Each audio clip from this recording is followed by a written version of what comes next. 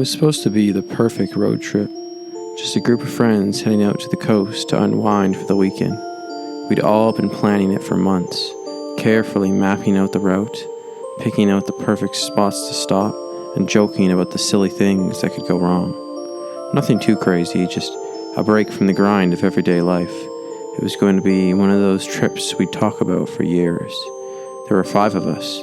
Me, my best friend Sean, and our other friends, Rachel, Alex, and Jake. We'd been friends for as long as I could remember, since high school at least. Sean and I had always been the closest, but over the years the whole group had gotten closer. We had this kind of camaraderie that felt unshakable. We'd been through so much together, and I figured nothing could break that. The trip started off just as we imagined it would. Loud music, inside jokes, and the warm breeze coming in through the windows. We were heading out through some remote stretches of highway, winding through the countryside with endless green fields on one side and dense forests on the other. It was a gorgeous route. Even though we were starting to get into more isolated areas, it wasn't a problem at first. It just made the whole thing feel more adventurous. But that's when it started. We'd been on the road for hours, the sun starting to dip below the horizon, turning the sky into a deep purple. The atmosphere in the car was shifting. We'd been in the car for so long, everyone was getting a little restless. We were all tired, and the cramped space was starting to make people snap at each other over small things. I noticed that Sean, who had been the life of the party for most of the trip, had grown strangely quiet. He was staring out the window, his hand resting on the door, eyes unfocused. It was subtle at first. I thought maybe he was just tired, but after a while it became harder to ignore. He wasn't laughing at the jokes anymore. He barely reacted when Rachel made a dumb pun. I could tell he wasn't the same, but no one else seemed to notice it at first. We had just pulled off the main highway and started down a long stretch of gravel road that wound through some thick woods. The road was narrow, barely wide enough for 2 cars to pass, and the trees lined the road on both sides like a looming wall. The sun was setting, and the shadows in the woods made everything feel darker, even though it was only late afternoon. "Hey, let's pull over here," Alex suggested from the back seat. "I saw a cool spot back there with a view. We should take a break." "Yeah, we could use a stretch," Rachel agreed, shifting in her seat. "Sean, you okay?" She glanced over at him, her voice soft, almost concerned. Sean didn't answer at first. He just stared ahead, the look in his eyes almost vacant. It was like he wasn't really seeing us, wasn't hearing us. I felt a chill crawl down my spine, but I brushed it off. It had to be exhaustion, right? The drive was long, and I knew he'd been working extra hard before we left. "Sean?" I asked, my voice hesitating. "Hey man, you alright?" He blinked, his head snapping back to attention. For a moment I thought he hadn't heard me, but he turned to look at me. There was something in his eyes that I couldn't place, a flicker of confusion, like he didn't recognize me. Yeah, I'm fine," he said, his voice a little too quick and sharp. Didn't sound like him at all. I tried to shrug it off. Maybe he was just in a weird mood. We were all tired. I turned off the engine, and we all piled out of the car, stretching our legs and taking in the fresh air. I noticed that Sean didn't get out right away. He stayed in his seat, his hands gripping the door. His eyes were fixed on the trees lining the road, his body rigid and tense. I watched him for a few seconds, a knot forming in my stomach. "Sean?" I called, walking towards the car. "You coming?" He didn't move at first. He just sat there, breathing heavily, staring into the woods. There's something in there," he muttered under his breath. I paused, not sure if I heard him right. "What? Something's watching us," he said, his voice a little too strained. He turned to look at me, then his eyes wide, his pupils dilated. His gaze was wild, almost panicked. "Come on, man," I said, trying to laugh it off. "It's just trees, you're imagining things." But he didn't laugh back. Instead, he opened the door slowly, his movements unnaturally stiff, like he was trying to control them. When his feet hit the ground, he stood up too quickly, almost stumbling, before straightening himself out. He didn't look at any of us. His eyes were locked on the woods, his face pale. Without warning, Sean started walking towards the trees, moving fast, almost in a sprint. "Sean, what are you doing?" I yelled, running after him. He didn't respond. His footsteps were quick, like he was in a rush to get somewhere. There was a strange, unblinking intensity to the way he was moving. He was in the woods now, disappearing into the thick line of trees, his figure becoming smaller and smaller as he pushed through the underbrush.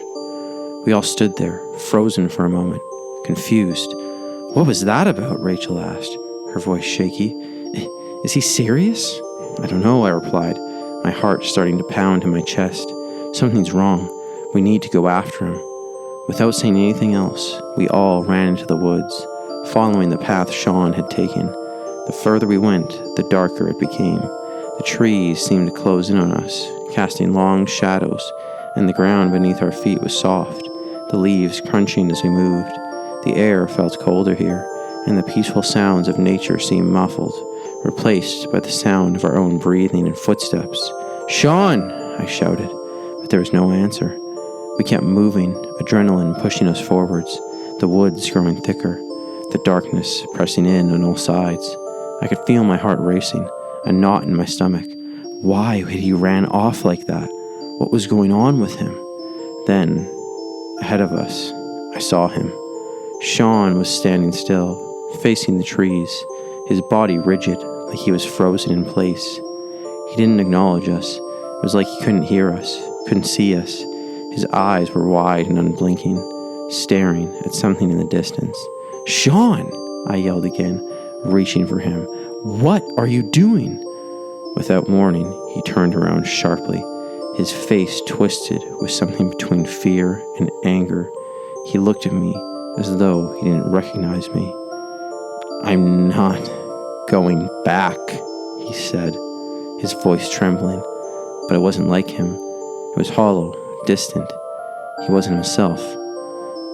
Come on, man, you're freaking us out," Alex said, stepping closer, his hand outstretched. Sean backed away from us, shaking his head. "You don't get it. You just don't get it. They're coming. They're already here." His voice was frantic now, and I could see sweat beading on his forehead. "I have to go. You don't understand. You won't understand. You couldn't." Before we could react, Sean turned and bolted into the deeper part of the woods, running faster than I thought was possible. His footsteps were rapid, like he was being driven by something we couldn't see. We chased after him, calling his name, but he didn't stop. Finally, after what felt like an eternity of running, we lost him. The woods were too dense, the darkness too thick. We called out to him, hoping he'd hear us, but there was no answer. The only sound was the rush of the wind in the trees. We had no choice but to turn back, our hearts heavy with fear. Sean was gone. We finally made it back to the car, breathless, every part of us trembling with what had just happened. There was no sign of him. We waited for hours, hoping he would come back, but he didn't. The trip was over. The night had swallowed him whole. To this day, I still don't know what happened to Sean. Maybe he just snapped. Maybe something in those woods broke him. We never found him again. The authorities searched for days, but they never found anything. No tracks, no signs, just the woods. I don't go on road trips anymore, and I never will again, not without wondering what could have been waiting for us out there in the trees, and why did Sean have to run into them all alone? My road trip with my 4 friends and myself started out like any other. I was driving with Tyler in the passenger seat, and Mia and Jess in the back. The sun was beginning to set, casting a warm orange glow over the road. The landscape around us was beautiful, thick forests on either side, the occasional mountain peak poking through the trees, the perfect backdrop to our relaxing drive. The radio played some of our old favorite songs as we all sang along, the mood light and easy. We passed through small, sleepy towns, stopping for gas and snacks, taking silly photos whenever we saw something interesting. There was nothing out of the ordinary, nothing to suggest that anything would go wrong, but then it did. We had been driving for a few hours, making our way through a particularly narrow section of the road. The trees were denser, the road had very unpredictable curves and weird turns all over it. The light was fading, and the shadows from the trees and bushes were stretched long across the pavement as we drove. It felt very eerie, but none of us shared those thoughts with each other. The kind of place that could easily be overlooked if you weren't paying attention. That's when I saw it. A car ahead of us moving erratically. At first, I thought it was just a trick of the light, or maybe a mirage, but as we got closer, I could tell that something was wrong. The car in front of us was swerving from side to side, drifting across the road like the driver couldn't control it. It was unsettling, but I kept my distance, thinking maybe it was just a distracted driver. "What's up with that guy?" Tyler asked, his voice tense. I don't know," I said, my eyes narrowing. "Maybe he's drunk or something." I kept a cautious distance, slowing down just a little to stay behind the erratic vehicle. The car continued swerving, first left, then right, almost crossing into the other lane before veering back toward the edge of the road. It looked like the driver couldn't keep it straight. I was about to pull over and give him more space when the car suddenly jerked, swerving directly into our lane. My heart dropped. I slammed my foot on the brake, swerving sharply to a right to avoid a collision. The tires squealed as the car fishtailed, but somehow I regained control just in time, narrowly avoiding the other vehicle. It was close. Way too close. "Oh my goodness," Jess shouted from the back seat, gripping the armrest with both hands. "Everyone okay?" I asked, my voice shaky. "Yeah, what was that?" Mia replied, her voice trembling. I didn't know. I couldn't make sense of it. Why would someone drive like that? I glanced back in the rearview mirror, expecting the other car to fall behind us, but to my surprise, it didn't. It was still there, still following us. The headlights from the car behind were blinding, and the vehicle was now so close I could see the outline of its front bumper in my mirror. I accelerated, hoping to get some distance, but the other car matched my speed, staying just behind us, keeping pace. It felt wrong, like it was intentional, like it was trying to push us off the road. Tyler's voice cut through the tense silence. "Why is he still behind us? What is going on?" "I don't know," I muttered, my heart racing. "Maybe they're just messing around. They're trying to intimidate us." But it didn't feel like that. There was something off about the way the car was moving. It wasn't just following us, it was deliberately staying close, just on the edge of being too close. As we rounded the sharp corner, the car behind us swerved to the left, just enough to clip the side of our bumper. I felt the impact. It wasn't a heavy hit, but it was enough to make my stomach drop. "Go faster," Tyler urged, his voice frantic now. "Get away from it." I slammed my foot down on the gas. The engine roared as the car shot forward, but the other car didn't back off. It stayed on our tail, its headlights burning bright behind us. The road was narrow, no shoulder to pull off on, just the steep edge of the mountain and a drop into the trees below. If we went off the road, it was over. My knuckles were white on the steering wheel, and my mind was racing. There was nowhere to turn, nowhere to hide, just the road, trees, and the terrifying sound of tires screeching as the other car pressed closer, trying to force us off the edge. "We can't outrun it," Jess said, her voice low and tight with fear. "We're trapped." I didn't want to admit it, but she was right. The car was relentless. Every time I tried to push the speed, the car behind us stayed right there, tailgating us, nudging us just a little closer to the edge with every bump and curve.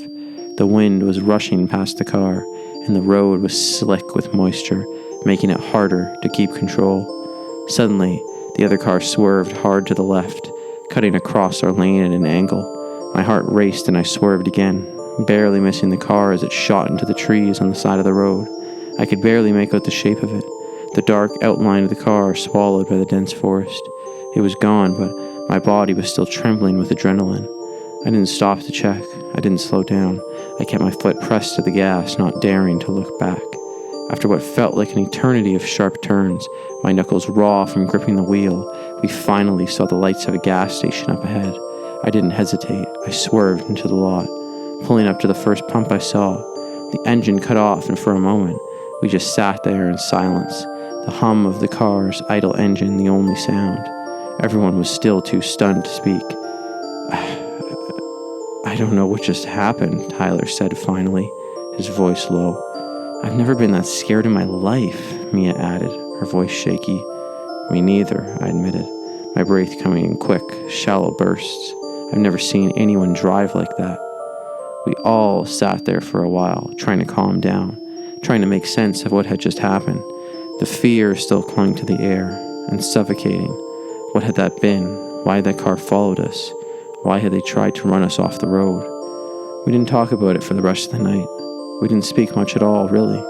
The rest of the drive to the cabin was quiet, each of us lost in our own thoughts, still shaken by what had happened. We stayed in that cabin for the weekend, but the sense of unease never fully left. We didn't venture far from the cabin, didn't go out at night. None of us wanted to drive back the same way we came, so we took a different route, avoiding the winding mountain roads as much as we could. But even now, when I think back to that night, I still wonder what that was all about. Who was in the car, and why were they following us? I don't think I'll ever have the answers, but I'll never forget the feeling of being chased down a dark, isolated road, knowing there was nothing I could do to properly get away.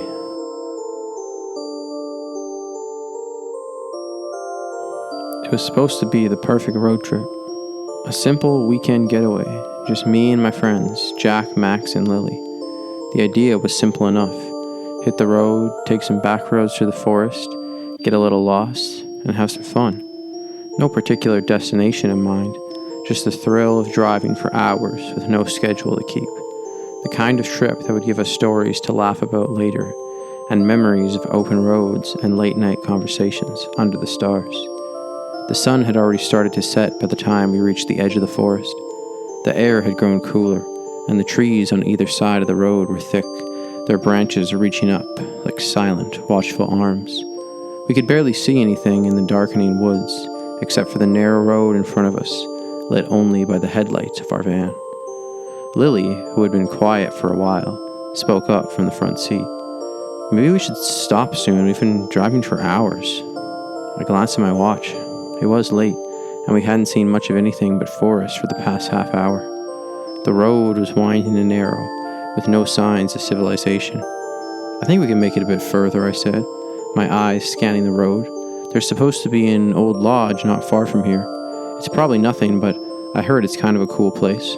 Max, always the best when they keep the energy high, leaned forward from the back seat. Sounds good to me. Besides, I'm not ready to sleep in the middle of nowhere just yet. Lily didn't look convinced. Are you sure about this? I don't want to end up stuck here in the dark. But we all kind of shrugged it off. After all, it was a road trip, right? Nothing to worry about. As we drove deeper into the forest, the road became even more narrow, the trees pressing closer on either side. The sky had turned fully dark now, and the only sounds were the hum of the engine and the occasional rustle of leaves in the wind. Everything felt still. I tried to push the feeling aside. It was just the isolation of the woods getting to me. But then, just as we rounded a bend in the road, we saw him. A man, standing in the middle of the road. At first I thought maybe he was some kind of hiker, lost and looking for help. But as we got closer, I realized something was very wrong. His clothes were torn, stained with something dark. His face was a mask of pain and fear, and he was stumbling towards us, dragging his feet as if he could barely stand. "What's going on?" Jack asked, his voice tense as I slowed the van to a stop. And then we saw it. The bear. It was huge, a massive, terrifying creature, its fur matted with blood, its claws sunk deep into the man's back as it dragged him along the road. His screams were ragged and desperate, but the bear didn't seem to care. It growled and snarled, its eyes wild with hunger. I froze, not sure what to do. The man's cries echoed through the night, and for a moment, all I could hear was that horrible sound, the sound of someone in pain, someone desperate for help. Max was the first to react. He jumped out of the van before I could even process it, running towards the bear with nothing but a tire iron in his hand. "We have to help him," he shouted, but I could barely hear him over the roar of the bear. "No!" Lily screamed, grabbing for him. "Get back here! That thing will kill you!" But Max was already running, the tire iron held high like some kind of makeshift weapon. Jack followed him, shouting at the bear, trying to draw its attention away from the man. I just sat there in shock, my heart pounding. This wasn't what I signed up for. We weren't equipped for this. None of us were. Max swung the tire iron at the bear, hitting it hard in the side. The bear recoiled slightly, but didn't stop. Instead, it turned, letting out a deafening roar as it lunged towards Max. The sheer size of the thing was enough to make my blood run cold. Its claws raked through the air, narrowly missing Max as he scrambled backward. "Get to the van!" Jake shouted, his voice strained with fear. He was helping the man now, pulling him away from the bear's reach. The man's face was pale, his body covered in deep scratches and bite marks. He was barely conscious. I threw the door open, running towards them. The bear had turned back to the man, its eyes gleaming with a terrifying hunger. But for some reason, it hesitated. Maybe it was distracted by the noise or the movement. Whatever it was, it gave us just enough time to drag the man back to the van. "Help him!" Jack shouted as we lifted the man into the back seat. His body was limp, blood staining his shirt. Get in, Lily screamed from the driver's seat, already pulling the door shut. Max and Jack jumped into the van, and I slammed the door just as the bear charged forward again. I could hear its claws scraping against the metal of the van, its breath hot and foul against the glass. I shoved the key into the ignition, my hands trembling as I turned it. The engine sputtered but didn't start. My heart pounded louder in my chest. Come on, I muttered, twisting the key again. The engine came to life with a loud sputter, and I slammed my foot on the gas pedal. The van lurched forward, the tires spinning as I tried to get us moving. We jerked down the road, the bear's growls fading into the distance behind us, but my mind raced with panic. I kept my foot pressed to the gas pedal, not daring to look back. The van rattled, but it didn't stop. We drove for what felt like an eternity. The only sound, the roar of the engine, and the occasional sound of the tires skidding over the road. The man in the back seat was barely conscious, his breath shallow and ragged. He kept muttering something under his breath, but I couldn't make it out.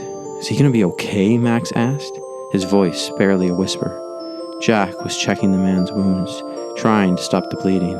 "I don't know," he said, his voice tight, "but we need to get him to a hospital." I couldn't speak. The adrenaline was still coursing through me, making my hands shake. I kept my eyes on the road, barely able to focus on anything except the sound of the van's engine and the fear gnawing at me. After what felt like hours, we finally reached the edge of the forest. The trees cleared and the road widened. We passed a small gas station and a few houses, signs of life, of safety. But even as we drove through that small town, I couldn't shake the image of the bear, its eyes burning with a primal hunger. We made it to the hospital. The man was still alive, though barely. Doctors rushed to his side as soon as we got there, and the rest of us just stood there, trying to catch our breath, trying to process what had happened. None of us spoke much after that. We were all too shaken by the events of the night. What were the chances of running into something like that? I kept asking myself. Was it just bad luck? Or had we stumbled too far into the wilderness, into a place where nature wasn't as kind as we thought? I don't know if we'll ever have an answer to all that. All I know is that from that moment on, the open road never felt the same. We'd driven into something wild, something unpredictable, and it wasn't a place you could ever take for granted again. It was supposed to be a simple road trip. A weekend getaway with some friends to a cabin we'd rented in the woods. It was one of those spontaneous trips we decided on after weeks of feeling like we were stuck in the grind of our daily lives. We'd been talking about it for months, so when the weekend finally arrived, we were all excited. The plan was to drive a few hours out of the city, head down some scenic back roads, and just enjoy the quiet. There were 5 of us, me, my girlfriend, Jessica, and 3 of our friends, Luke, Emma, and Derek. We piled into my old SUV with snacks, drinks, and a cooler in the back, and took off early on a Friday morning. The drive was beautiful, rolling hills, quiet country roads, and the type of wide open space you don't get in the city. We stopped for gas a couple of times and made the occasional pit stop to stretch our legs, but for the most part, it was smooth sailing. Around mid-afternoon, we were getting hungry, so we decided to stop at a small diner that appeared to be right off the highway. It looked like one of those old-fashioned roadside places, the the kind you'd see in movies where the locals sit and sip coffee and the smell of bacon fills the air. The sign said Charlie's Diner, and it looked like the perfect spot to grab a bite before we hit the road again. The inside was cozy, though it had that musty, well-worn feeling that only time could give. There were a few patrons scattered around, most of them older folks, and a waitress who seemed like she had been working there for years. We all sat at a booth near the window, and the waitress came over with a smile. The menu was typical diner food: burgers, fries, sandwiches, and some pie. Nothing fancy, but it was exactly what we needed. We were talking, laughing, and catching up, talking about everything and nothing. As we ate, I noticed a guy sitting in the corner across from us. He was older, probably in his mid-50s, with a weathered face and scruffy beard. He wore a plaid shirt and had a cap on his head. He seemed harmless enough at first, just another guy enjoying his meal. But then I noticed something strange. Every time I looked over at him, he was staring at our table. At first, I thought maybe it was just my imagination, but then I caught his eyes again. This time, he didn't look away when I noticed. His gaze lingered for too long. It was unsettling. I quickly looked down at my food, trying to shake off the weird feeling. Luke, sitting across from me, noticed too. "Is that guy staring at us?" he whispered to me. I nodded, lowering my voice. "Yeah, I noticed that too. He's been at it for a while." "Maybe he's just curious," Jessica said, trying to brush it off, but even she looked a little uncomfortable. We finished our food quickly, and as I paid the bill, I couldn't help but glance back at the man. He was still sitting there, but now he was watching us in a way that felt deliberate, almost like he was waiting for something. I gave the waitress a forced smile as I left the tip, and we shuffled out of the diner together. It wasn't until we were back at the car on the road that we realized something was off. As we turned onto the main highway again, I noticed a car pull out of the diner parking lot behind us. It was a beaten-up sedan, dusty, the kind of car you'd expect to see in a small town like this. It was a few cars behind us, but I could see it in my rearview mirror. "Do you think that guy's following us?" Derek asked, his voice tense. I glanced at the mirror again. The car was still there, trailing us. Not close, but not far either. "Maybe it's just a coincidence," I said, though I couldn't shake the feeling of unease creeping up my spine. But as we continued down the road, I kept checking the rearview mirror. The car was still behind us. We passed a few towns, and the car stayed behind. Always a few cars back, but never falling too far. It didn't matter how fast I went or how slow.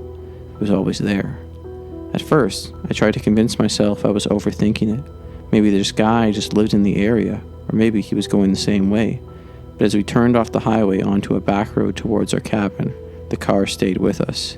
It was just too deliberate now. "This is freaking me out," Jessica muttered from the back seat. "Yeah, me too," Emma agreed, her eyes flicking nervously between the road and the rearview mirror. I looked over at Luke, who had been quiet up until now. His face was tense, his hand clenched around the door handle. "Let's not panic yet," I said, trying to sound calm. "We'll turn into the driveway, and if he keeps following us, we'll call someone. It's probably just a coincidence." But I was lying. My stomach was in knots. I didn't want to be followed into a secluded cabin in the woods by a guy who had just been staring us at this diner. As we neared the turn to our cabin, I slowed down, but the car didn't slow. It was still behind us. When I took the turn onto the long dirt driveway leading to our cabin, the sedan followed without hesitation. That's when I knew this wasn't a coincidence. He was following us. I pulled into the cabin's driveway and parked, my hands shaking as I turned off the engine. "All right, we need to calm down. Let's just go inside, lock the doors, and figure this out." But just as we were about to get out of the car, the sedan pulled in behind us. It stopped at the edge of the driveway, not too far from the car. The engine idled for a moment, then the driver's door opened. My heart skipped a beat. The man from the diner got out, his face still expressionless, his eyes locked on ours. I felt a surge of panic. "What is he doing?" Luke hissed. The guy didn't say a word as he began to walk towards us, his heavy boots crunching against the gravel. I wanted to get out of the car, but I was frozen staring at him. "Should we call the cops?" Derek asked, his voice barely above a whisper. "Maybe it's a misunderstanding," I said, but I didn't believe it for a second. The man stopped a few feet from our car. His eyes were cold, calculating. "You folks lost?" he asked, his voice low and gravelly, just like I remembered from the diner. I could feel the hairs on the back of my neck stand up. "No," I replied, trying to sound confident. "We're fine." For a moment, there was nothing but silence. Then, without warning, he took a step closer, leaning in slightly. "You're not from around here, are you?" he asked, his eyes narrowing. Something about the way he said it sent a chill down my spine. I wasn't sure if it was the look in his eyes or the fact that he was standing way too close for comfort, but there was no mistaking it. This was no coincidence. I swallowed hard. "We're just here for the weekend," I said, my voice trembling despite my best efforts. The man tilted his head slightly. "All right, just go wandering out at night," he said, his tone changing, something more sinister in it now.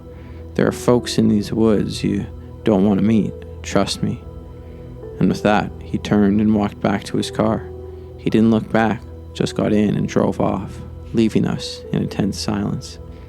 We stayed there in the car for what felt like hours, just watching the dirt road, making sure he has really gone. When he finally disappeared, we made our way into the cabin, but none of us felt safe. None of us spoke about it, but the whole weekend felt different after that. We didn't go out at night, and we made sure all the doors and windows were locked up every single time we stepped inside. The guy never showed up again, but the unease stayed with me for days. I don't know what his intentions were. Maybe he just wanted to scare us, maybe something darker, but I'll never forget the way he stared at us in that diner, the way he followed us, and the way he made sure we knew we weren't alone. I've always loved road trips. There's something about the freedom of the open road, the idea of just driving wherever you want, not tied to any schedule or deadline. So when my friend Mike suggested we take a long weekend trip through some remote areas of the country, I was all in. We rented a car, packed it with supplies, and set out early on a Friday morning. The plan was simple. We'd drive through small towns, avoid the busy highways, and eventually make our way to a cabin Mike's uncle owned by a lake. It was supposed to be a relaxing, quiet weekend. We'd hike, maybe fish, just get away from everything for a few days. The first few hours were perfect. The weather was clear and we made good time. Mike was driving, I was in the passenger seat, and we chatted about everything and nothing. We passed through some small towns, stopped for a coffee, and kept moving. But things started to feel off when we entered a stretch of road that wasn't even on our map. At first I didn't think much of it. We were on the right path according to the GPS, but the highway seemed to get smaller and narrower as we went along. The scenery shifted from open fields and forests to dense trees with barely any visibility. We hadn't passed another car for over an hour. The silence was unnerving. "Man, I didn't think it'd be this remote," Mike said, glancing at the GPS. "The cabin's not too far from here, right?" "Yeah, it's supposed to be just a few more miles," I said, checking the phone. "No bars. This road doesn't look like it's leading anywhere." Mike squinted at the GPS. "We'll be fine. The cabin's not far. We're good." I tried to trust him. Mike was always the confident one between the two of us, always sure of his decisions. But the longer we drove, the more uneasy I felt. The road became more rugged, the trees pressing in from both sides, and there were no street signs or mile markers. Then, out of nowhere, we saw a single gas station ahead. It was strange. It was in the middle of nowhere, surrounded by nothing but trees. The building looked like it hadn't been cared in for years. The lights were flickering, and the pumps looked old, rusted, but we needed gas. The needle on the fuel gauge was dipping close to empty, and there weren't any towns nearby for miles. We didn't have much of a choice. Mike pulled into the parking lot, the gravel crunching under the tires. As we got out, I noticed there were no cars in the lot, and the place felt very off.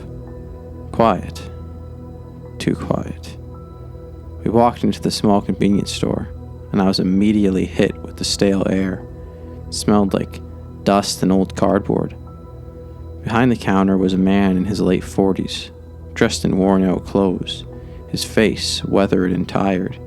He barely looked up as we entered, but when he did, His eyes seemed to linger on us for just a bit too long. I felt the flicker of unease in my gut. "Can I help you?" the man asked, his voice gravelly. "Just need gas," Mike said, stepping up to the counter and handing over the money. "How much further to Highway 37?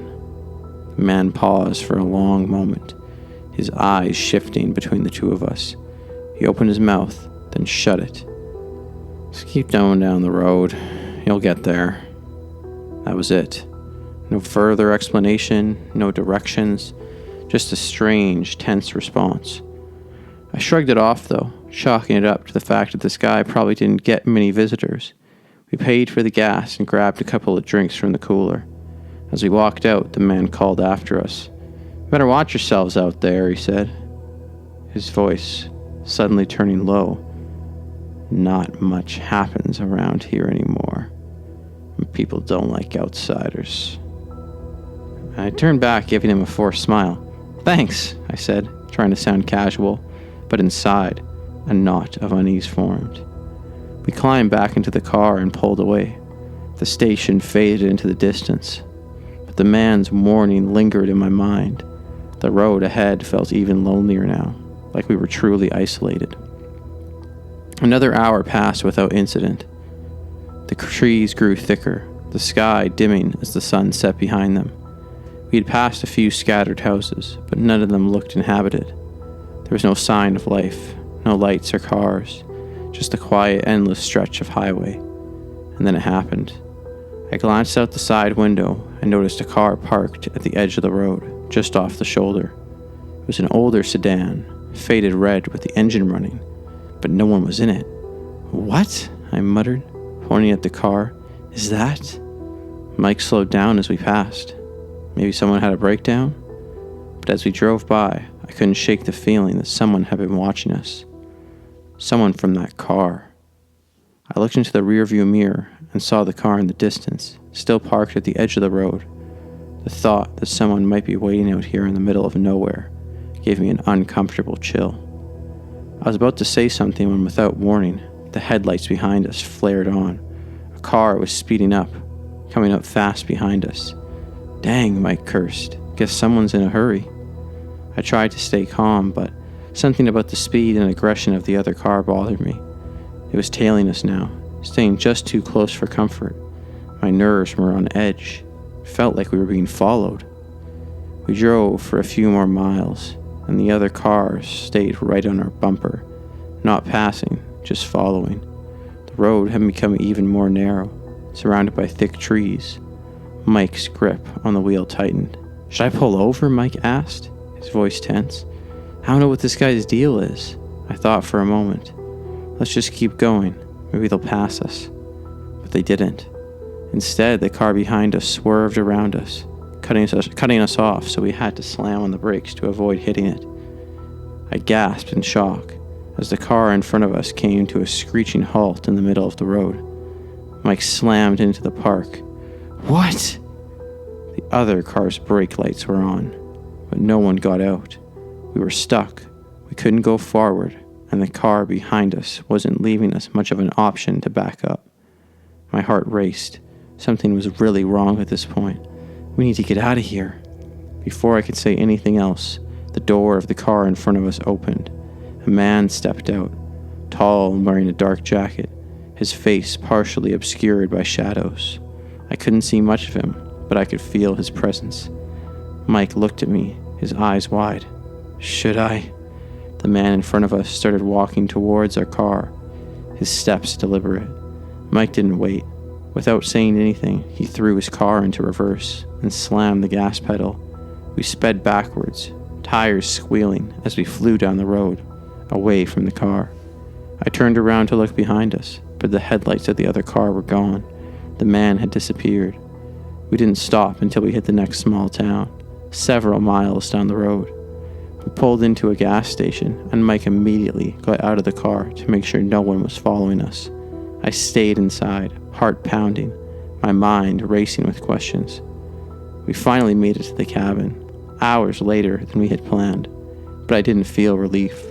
The whole drive had felt like an ordeal. Every shadow seemed to hide something. Every empty stretch of road felt like it could be our last. That night, as we sat around the fire, I couldn't shake the feeling that we weren't supposed to be here. I didn't know who that man was or why we were followed, but something told me it wasn't random. We didn't talk about it much the rest of the trip, but I kept an eye on the road every time we left that cabin, and every time we passed that gas station on our way out, I could swear I saw the same old man watching us from the window. It started out like any other road trip. My wife Haley and I had been planning this getaway for months. A week-long trip through the mountains, away from the hustle and bustle of everyday life. We had 2 kids, Ava and Ben, and I couldn't wait for all of us to experience the peace and quiet of the countryside. The kids were excited about the adventure, and Haley and I were looking forward to the quiet nights under the stars, away from emails, work calls, and the constant noise of the city. We left early in the morning, the sun just beginning to rise, casting a golden glow on the winding roads ahead. We decided to take a scenic route, what we thought would be a shortcut through the back roads of the mountains. I had a decent sense of direction, and the GPS seemed fine, so we figured we'd be in and out to the backwoods in a few hours. No problems. The first few hours were beautiful. We drove through small towns with houses dotted here and there, streams cutting through the woods, and fields of green stretching out in every direction. The kids were playing games in the back seat, their laughter light and carefree. We passed a few isolated gas stations and convenience stores, and everything felt peaceful. Maybe a little too peaceful, but nothing out of the ordinary.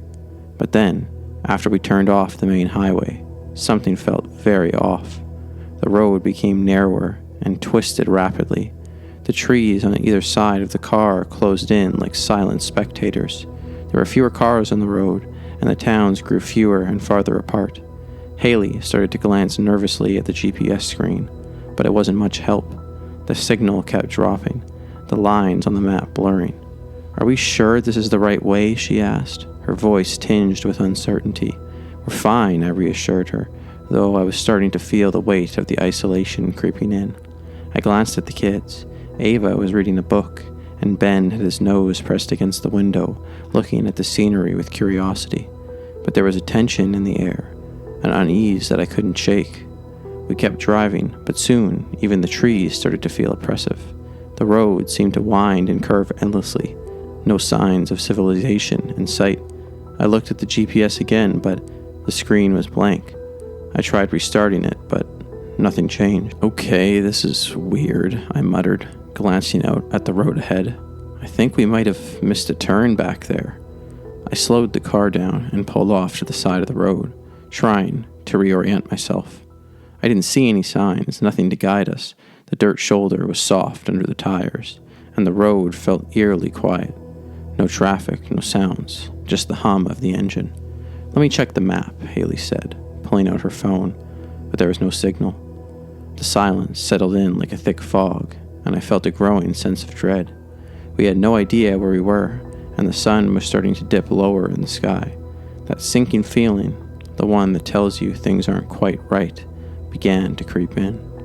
"We should go back," Haley said, her voice quiet but firm. "Let's just turn around." I nodded, but as I started to put the car in reverse, something odd caught my eye in the rearview mirror. A faint cloud of dust was rising in the distance, growing bigger. At first, I thought it was just a trick of the light, but it was getting closer, very fast. I squinted and saw a truck barreling down the road, a big rig, an old one, rusted and worn. It was a strange sight, especially out here in the middle of nowhere. It was the only vehicle I'd seen in the last 30 minutes. The truck came to a stop behind us, the engine idling for a moment before the driver's side door opened. A man stepped out, tall, grizzled, with a weathered face that looked like it had seen more than a few miles of rough road. His clothes were faded, and his boots were caked in dirt. He glanced at us, then looked around the empty road. "You folks lost?" he asked, his voice deep and gravelly. "Yeah," I said, trying to hide the unease in my voice. "We're trying to get to the next town, but the GPS is out, and we're not really sure which way to go." The man gave me a long look, his eyes narrow but not unfriendly. "You're on a bit of a dead-end road. You keep going like this and you'll be lost out there for good. There's a shortcut I know that'll get you back on track. Trust me, it's the best way." "Thanks," I said, relieved but still unsure. "You sure about that? We don't want to end up deeper in the woods." He grinned, showing a few missing teeth. "I've been driving this road for years. I know every twist and turn. Follow me. I'll make sure you're headed in the right direction." I hesitated for just a moment. It wasn't the best idea to follow a stranger, especially in a place like this, but we were truly lost, and I had no better option. I glanced over at Haley, who seemed to sense my hesitation. "Maybe we should just follow him," she said quietly. "It's getting late." I nodded, rolling down the window. "All right, I'll follow you." The trucker nodded and climbed back into his rig. I slowly started up the car again and fell in behind him. The truck revved its engine, and we began to move forward, winding on the same narrow road we had been traveling. But now, with the truck in front of us, I felt a little more at ease. The trucker led us down the more winding roads, past thick patches of trees, and through areas that felt more and more remote. The sun had almost set, and the woods around us grew darker, the shadows stretching long and eerie. The air was thick, and I had the feeling that if we tried this road alone, we'd never have found our way out. I started to feel the weight of the silence again, the unnerving isolation pressing in on me. The kids had stopped talking in the back seat, and the only sound was the hum of the car and the occasional rattle of the old truck in front of us. As we rounded a particularly sharp bend, the truck ahead of us slowed down suddenly, its brake lights flashing in the dim light. I slammed my foot on the brakes, nearly bumping into the truck's rear. The driver's side window of the truck rolled down and the trucker leaned out. "You folks okay back there?" he asked, his voice a little louder than before. I nodded, confused. "Yeah, we're fine. Why?" The trucker looked at me with a serious expression. "You'd better turn around now. You're heading straight into something you don't want any part of." I frowned, unsure if I'd heard him right. "What do you mean?" "You're headed to a place, no, a group out here. They don't like outsiders, and they don't let people leave easily once they've been through. People go missing all the time around here. They call it a cult, but it's not like what you see in the movies. These people, they'll welcome you, show you around, and then, well, you'll be a part of them. You won't get to leave." I felt my blood run cold. "A cult? Are you serious?" He nodded grimly, his gaze intense. "I'm serious. I've seen it happen. You need to turn around and head back. If you keep going, they'll know you're coming. Trust me, you don't want to meet them. I'll take you back if you need me to." Haley looked at me, her face pale. "Oh, we should listen to him. This doesn't feel right." I swallowed hard, my heart pounding in my chest. "You sure about this?" I asked the trucker, trying to shake off the fear creeping in. He met my eyes, his voice low. "I've been down this road too many times. You don't get a second chance." Without saying anything more, he turned his truck around. I did the same, my hands gripping the wheel as we followed him back down the winding road. It felt like we were being led away from something we couldn't quite understand, but I sure wasn't about to take any chances. The drive back felt different now. The road no longer seemed like a peaceful shortcut. It was the path of someone trying to keep us from a fate we didn't understand. We followed the trucker's rig for what felt like an eternity, winding back through the woods until we finally reached the main road again. When we stopped, the trucker rolled down his window. "You're safe now. Don't go down that road again. Not for anything." "Thank you," I said, my voice shaky. We'll take your advice." With one last look, he nodded and drove off, disappearing into the night. We didn't go any further. We found a nearby town and stayed the night in a motel, grateful for the normacy of streetlights and neighbors. To this day, I can't explain what exactly we were heading towards, but I'm thankful that we listened to the trucker. We never spoke of it again, but every time we go on a trip, I remember that moment, and I still wonder what would have happened if we had ignored his warning.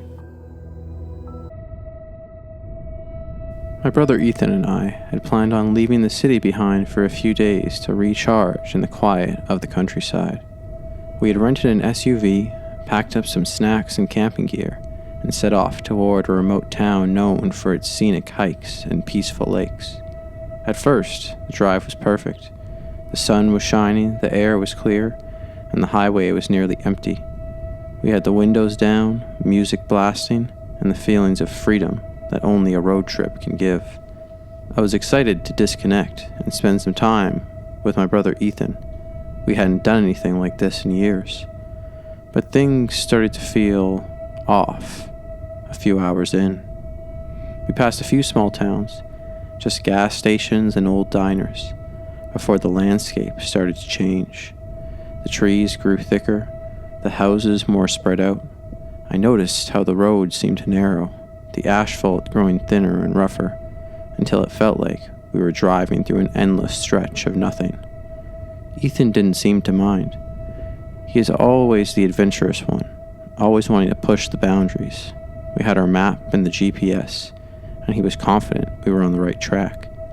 But even with all the technology guiding us, I couldn't shake the feeling that we were drifting into some forgotten part of the world. We stopped for gas at a rundown station in a town barely looked like it had ever been lived in. It was the kind of place where the building looked like it hadn't been painted in years, the windows cracked and covered in dust. We pulled up to the pump, and I glanced around. There were no other cars in sight, and the only movement was a few dogs wandering around aimlessly. "Doesn't look like anyone's here," I said, glancing out the window as Ethan went to pay. A man appeared from behind the station. He was older, his face weathered by time, with a slow, deliberate limp. He didn't speak as he approached the pump, filling up the car with gas while we stood by, unsure of how to make small talk. He seemed to be in no rush, just working in his own world. Ethan and I exchanged a glance, both of us feeling the awkwardness of the moment. When the man finished, he turned to us, his eyes dark and unblinking. "You folks traveling far?" "Yeah, just headed to the next town over," Ethan replied casually, handing over some cash. The man nodded slowly, almost too slowly. "Just watch yourselves. Not many people come through this way anymore." I shrugged it off as some local paranoia. After all, small towns often had their quirks, but this man's words stayed with me as we drove away, a vague sense of unease creeping into the back of my mind. We continued down the road for another hour or so, the scenery becoming more and more isolated. There were no other cars on the road, no signs of life, just miles of trees and winding stretches of empty highway. I pulled out my phone to check the GPS again, and that's when I noticed it. The signal was gone, completely vanished. No bars, no service. "This is great," I muttered, putting my phone away. "Don't worry," Ethan said, his voice bright. "We're almost here, just a little longer." I wanted to believe him, but there was something about the silence that felt wrong. I tried to push it out of my mind, but it kept nagging at me. By the time we reached the town, or what passed for it, it was already late in the evening. The sun had dipped below the horizon, and the only light came from the dim glow of street lamps. We drove through a narrow street lined with run-down houses, their windows dark, not a single person in sight. "Something's off about this place," I muttered. "Just tired, that's all," Ethan replied, still upbeat. "Let's just find the cabin and crash for the night." I nodded, but my stomach tightened. We found the cabin easily enough, just outside the town. It was small, secluded, surrounded by trees with a view of the lake in the distance. It looked like something out of a postcard, rustic and peaceful. Ethan pulled the car up to the cabin's small driveway and parked. We unloaded our gear and headed inside. The cabin was cozy, with a crackling fireplace and an old-fashioned wood stove in the corner, the kind of place you could just lose yourself in. After we settled in, we went out to the porch to get some fresh air. The night was so quiet, I could hear the rustling of the trees and the occasional distant croak of a frog. "I'll start a fire," Ethan said, grabbing some logs from the stack by the porch. "You get the beers." I turned to head inside, but froze when I saw the car. Our SUV was gone. "Ethan!" I called, my voice rising in panic. "Ethan, the car's gone!" "What?" Ethan rushed over, his face turning pale as he saw the empty space where we'd parked. We both stared at the driveway in disbelief. "Someone took it," I said, feeling my heart race. I had locked the doors when we got out, and we hadn't heard anyone drive up or leave. "This doesn't make sense," Ethan muttered, walking towards the edge of the driveway and looking down the road. We both stood there, our eyes darting back and forth, expecting someone to come back, expecting someone to be nearby, but there was nothing, just the cold, still night. "I'm going to call the police," I said, reaching for my phone, but I quickly realized there was no signal. I cursed under my breath. No service. Ethan turned back to the cabin. "I'll go see if there's a landline inside. Maybe there's a phone book."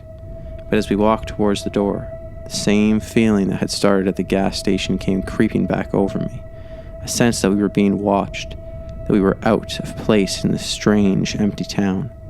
Ethan and I spent the next hour pacing, trying to figure out what to do. We had no phone signal, no way to contact anyone, and our only option was to try and walk to the nearest town. But the thought of walking in the dark down a deserted highway in the middle of nowhere didn't sit well with either of us. "I'll go check the road one more time," Ethan said, grabbing his jacket. "Maybe someone saw something." "Coming with you," I said, not wanting to be alone. We walked down the gravel road, the headlights of the cabin dim behind us. The further we walked, the more isolated everything felt. We passed the place where we had stopped earlier for gas, and I couldn't help but feel the weight of something strange in the air, something so off. We reached a bend in the road when a car suddenly appeared from behind us, its headlights blinding in the dark. Ethan waved it down, but the car didn't slow down. It sped past us, a black SUV, and for a brief second, I could have sworn I saw a bearded old man behind the wheel, but the car was too far gone to make anything out. Ethan started running after it. "That's our car!" Ethan yelled. We didn't sleep that night and decided to head out the next morning to hike to the nearest gas station, or at least somewhere with a signal for our cell phones. We geared up and swung the old cabin door open. As we looked out into the driveway, our jaws collectively dropped. Our SUV was returned in perfect condition.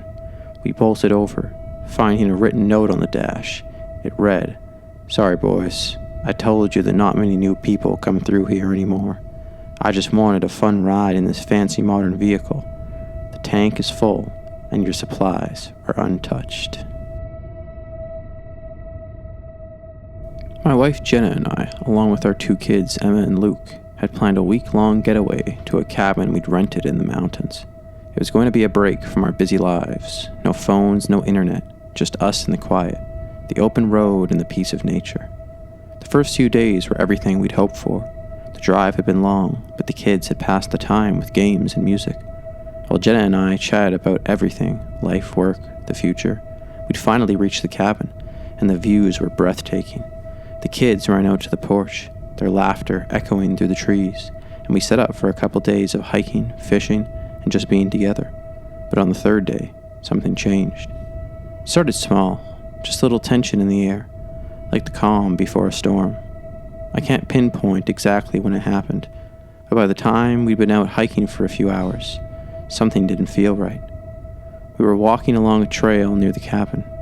Emma, her 8-year-old, had been lagging behind, skipping along on a path next to the main trail. Luke, who was just 6, ran ahead, eager to explore. Jenna and I kept a steady pace, trying to keep track of both of them, but somehow, the quiet of the forest made me uneasy. It wasn't like the usual hikes we took back home. There was something too quiet and too still. The trees loomed taller than I was used to, and the trail felt tighter, more enclosed. I noticed Emma had wandered off the path, almost completely out of my view. "Emma," I called out, my voice a little sharper than I intended.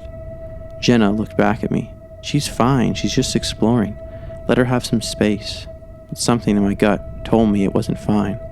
I felt a strange chill creep up my spine. I glanced at Luke, who was now picking up rocks by the side of the trail. I jogged a few steps toward Emma. By the time I reached the area where she had been, she was gone. Just gone. "Emma?" I called again, my voice growing more frantic. "Emma!" I felt panic rising in my chest. Jenna caught up to me, her brow furrowing as she saw my face. "What's wrong? Where's Emma?" I said, looking around desperately. "I don't know," Jenna said, her voice taking on the same panic that I was feeling. "She was right here." I turned back to the trail, my heart pounding in my chest. She must have gone ahead. We'll find her. The minutes that passed felt like hours. We split up, calling out for her, but there was nothing. No sign, no response. The trees whispered in the wind, but Emma's voice was gone. At some point, I found myself running ahead, feeling the dirt beneath my feet turn into a blur. I couldn't stop thinking about the forest closing in around us, how easily someone or something could vanish out here. Every crunch of a twig underfoot made my stomach lurch. It wasn't like Emma to wander off like this.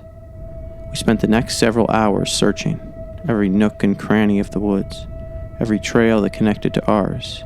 We retraced our steps, but there was no sign of her, no footprints, no sign of struggle. It was as if she had just disappeared into thin air. The worst part, there was no one else around. We hadn't seen a soul for hours, and I realized just how isolated we were. There were no houses, no neighbors, no other hikers, just the two of us, alone in the woods with our missing daughter.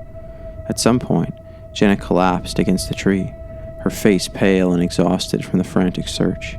She was crying, her hands shaking. "I can't breathe, where is she?" Jenna sobbed, her voice breaking. "We can't just leave her out here. What if—" "We're going to find her," I said, forcing my voice to be steady, even though I was terrified. "We're going to find her, I promise." But even I wasn't sure. The fear was clawing at my chest, and every time I called her name, it felt more and more hopeless. We decided to head back to the cabin and call for help. Maybe we had missed something. Maybe we were just too close to her, too caught up in our own panic to see where she might have gone. We tried to keep our composure, but I could feel my heart breaking with every step back toward the cabin. There was a pit in my stomach that I couldn't ignore. I tried calling out for Emma once more, my voice echoing through the trees, but it was a hollow sound, fading quickly. When we returned to the cabin, the reality of what had happened hit us with full force. There was no Emma. She wasn't hiding. She wasn't playing a trick. We couldn't even find any tracks where we last saw her. Jenna tried calling her name again, but I knew she was just as scared as I was. Of course, there was no response. I called the local authorities, explaining the situation. They were quick to respond, but even their voices didn't offer much comfort. There were search teams in the area, but the fact that it had been hours without any sign of Emma made their search feel like a needle in a haystack. As the sun began to set, I remember feeling an overwhelming sense of dread. I couldn't even look at the path leading into the woods anymore. I was afraid of what we might find, or what we might not find. It wasn't until the search teams had been scouting the area for what felt like an eternity, and we were able to lose all hope, that something happened. I heard a voice, a faint, distant voice. I turned so fast, I nearly lost my balance. "Emma!" I shouted, hearing my heart leap in my chest. "Emma!" The voice called out again, clearer this time. "Dad, I'm here!" We rushed toward the sound of her voice, not caring about the thick underbrush, the sharp rocks beneath our feet, or the uneven ground. It was Emma, alive. She emerged from the trees, her clothes dirty, her face scratched, but she was smiling. She ran to me and I scooped her up, holding her tightly, like I'd never let her go. "Where were you?" I asked, my voice hoarse, tears stinging my eyes. Emma looked confused, as if she didn't understand what had happened. "I was just playing a game, Dad." "You've been gone for hours, sweetie. We've been looking everywhere for you," Jenna cried, wiping tears away as she hugged Emma too. "I'm sorry," Emma whispered, looking up at us with big innocent eyes. "I thought I was just going to find the secret hideout. I didn't mean to worry you." It didn't make sense. She hadn't been hiding. She hadn't been playing. She'd been gone, deep in the woods for hours, without a trace. There was no way she could have wandered that far off the path without us seeing her, and yet there she was. The search team gathered around us, asking if she'd wander off or if we'd missed something, but no one could explain what had happened. The woods had been thoroughly searched, and yet she had appeared out of nowhere. It felt like a dream, one that was too surreal to comprehend. That night, I couldn't sleep. Every rustle in the trees, every creak of the cabin made me jump. I kept wondering what would have happened if we hadn't found her, if we had given up. I kept wondering where she had been and how she had been out there alone for so long. Even now, years later, I still don't know what happened, but every time we go on a family trip, every time we go hiking, I can't help but think back to that day the day we almost lost Emma, and how we were saved by the sound of her voice.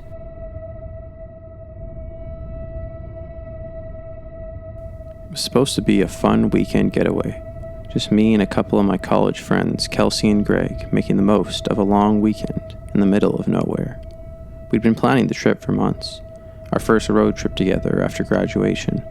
The plan was simple: drive up to a small town in the mountains, rent a cabin, and escape the chaos of city life for a few days. It was supposed to be a relaxing, no-stress kind of trip.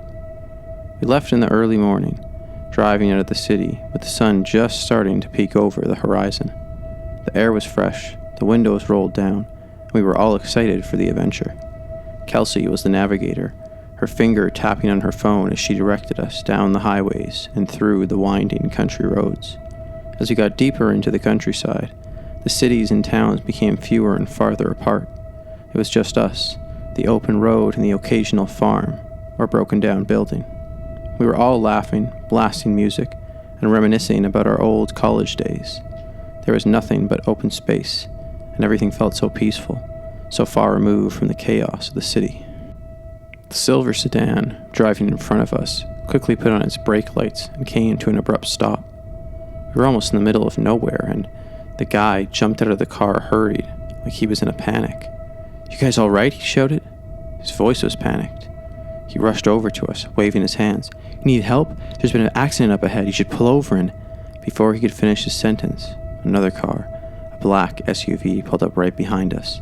This one was closer, its headlights blinding us. The two vehicles had boxed us in, and the man in the silver sedan was already approaching our car with a sense of urgency. "Don't pull in. Don't let them distract you," I whispered to Kelsey. Kelsey didn't need any more prompting. She was already backing up, slowly at first, then quickly, when the man in the silver sedan waved his arms and shouted louder. "You have to stop," he yelled. "It's just up ahead. The accident looks serious." But we didn't stop. Kelsey was shaking, but she kept her foot on the gas, backing up as fast as she could. The black SUV behind us revved its engine, and I saw a figure moving inside, leaning out the window. "Go, go," I shouted. "Just get us out of here." Just as we were about to turn around and speed down the highway, a third car, a pickup truck, pulled up from a gas station. We could see two men in the front seat, their faces unreadable behind dark sunglasses. "Go, go, go," Greg shouted. "We've got to leave now."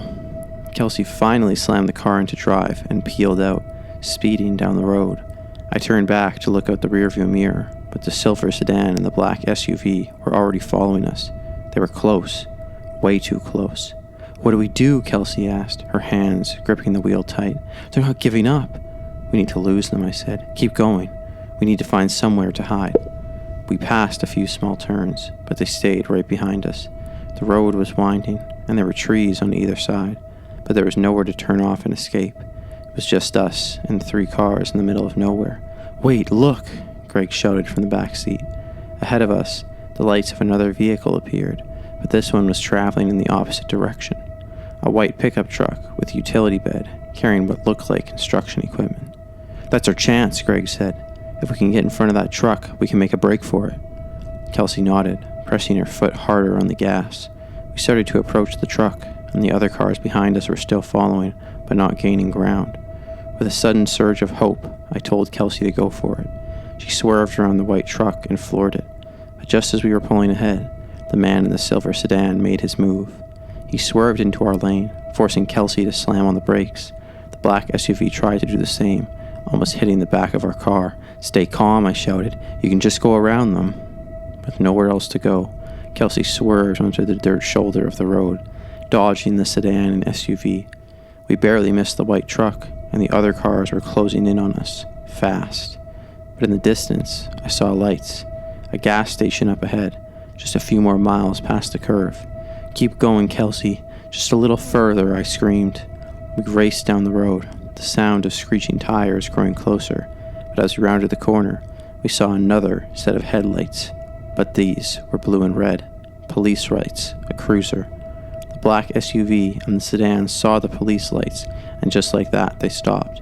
They quickly pulled over and turned off their lights, slipping into a small dirt road on the side of the highway.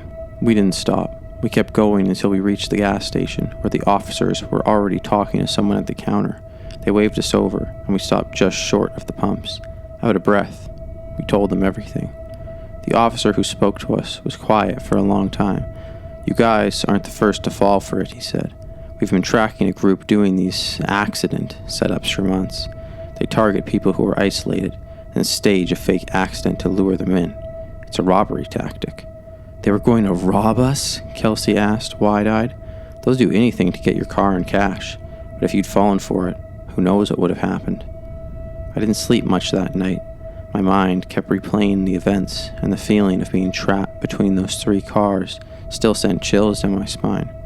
That road trip was supposed to be the best time of our lives. Instead, it turned into something we'd never forget in the completely wrong way, and I couldn't shake the feeling that if we hadn't made that last desperate move, we might not have made it out at all.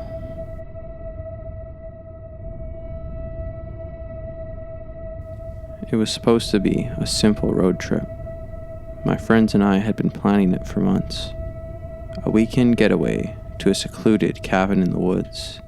A break from the usual grind. We'd rented a car, packed our bags, and we were all set to head out. But I'll never forget how that trip turned into something far more unsettling than any of us expected. We left the city around noon, the sun shining brightly, the road stretching ahead of us like a ribbon through the countryside. It was just me, my best friend Claire, and 2 other friends, Mark and Jake. Everyone was in high spirits, laughing and chatting as we drove through the wide, empty highways. The windows rolled down to let in the fresh air. The GPS was set, and we knew the route pretty well, straight out of the city. A few turns near the edge of a national forest, and then we'd be at the cabin. It was about a 4-hour drive. Simple. Somewhere along the way, though, things started to feel off. It was around 4 p.m. when we stopped at a small, run-down gas station. The kind of place you only notice because there's nothing else around for miles. The building looked old with a faded sign that barely hung over the entrance. We were all thirsty, and we needed to stretch our legs. The station attendant was an older man, maybe in his 70s, sitting behind the counter, barely glancing up as we walked in. He had a distant look in his eyes, like he was deep in thought. His hands shook a little as he rang up our snacks and drinks. "We're headed up to a cabin near the woods," Mark mentioned casually as he handed over the money. The man's eyes flickered up at that, and I swear his expression changed. His lips pressed into a thin line, and for a moment I thought he was going to say something, but instead he just nodded. "Be careful up there," he said, almost as an afterthought. "Woods have a way of messing with you."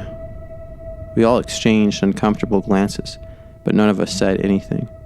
It wasn't the first odd interaction we'd had on the trip, and honestly, we chalked it up to the rural charm of the place, but it was the first sign that something wasn't quite right.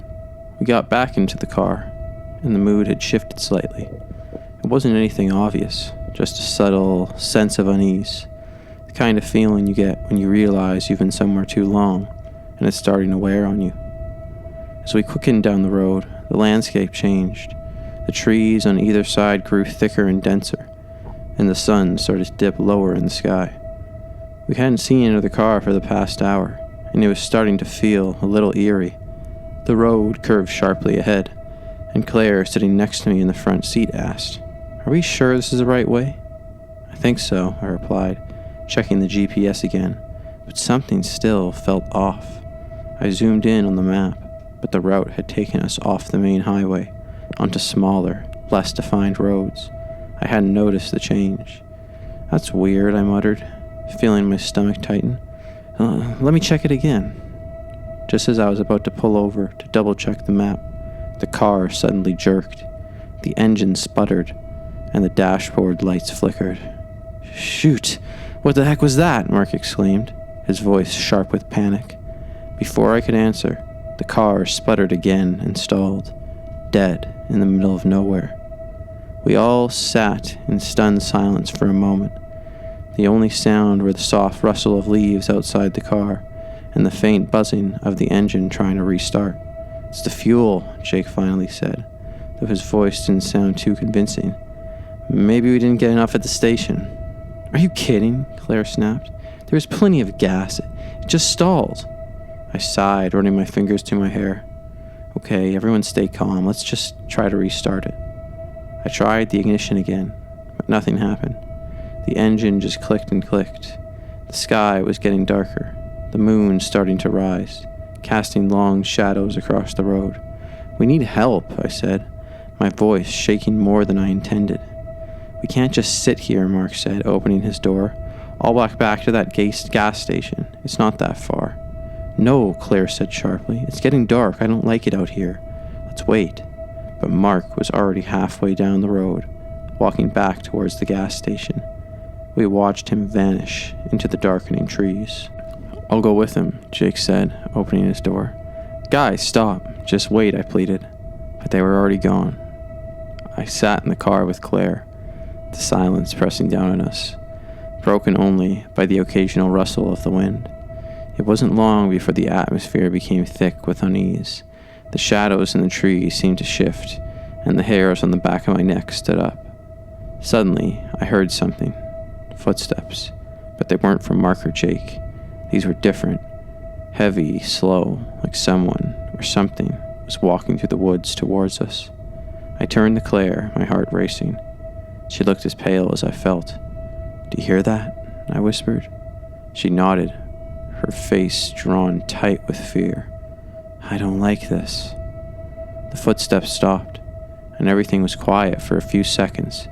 But then, just as I was about to say something, I saw it. A figure moving between the trees, barely visible in the fading light. It was tall, way too tall, and moving unnaturally slowly. My breath caught in my throat. "Is that?" Claire began, but her voice trailed off. I was just standing there, watching us. I could make out no details, just a tall, dark shape that seemed to blend into the night. Then, out of nowhere, headlights appeared in the distance. I almost screamed in relief. Mark and Jake must have found a ride back. But as the car neared, it slowed down and stopped a few feet away. The headlights flickered, the figure in the trees didn't move, and the car sped off, turning sharply around the bend, leaving us in the dark again. I turned to Claire, my hands shaking. We need to leave now."